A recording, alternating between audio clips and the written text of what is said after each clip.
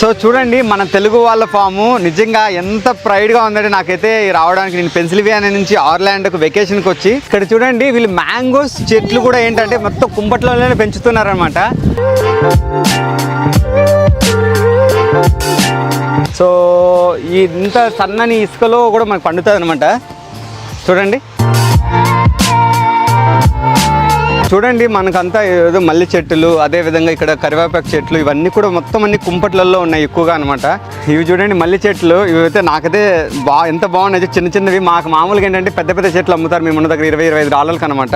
So ఇక్కడ చూడండి జామ చెట్టు, ఇది చాలా ముదురుగా ఉందన్నమాట. ఇది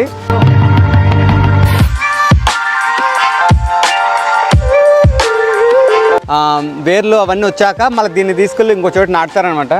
నేను ఫైనల్గా అది చూసాక నాకు అనిపించింది దీని గురించి చూసి జామ చెట్టు చూడండి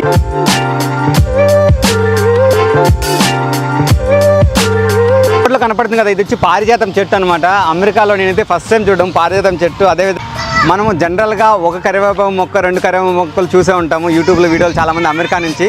కానీ మీ ముందుకి కొన్ని వందల కరివేపాకు మొక్కలు ఎలా ఉంటాయో ఒకసారి చూసేద్దాము.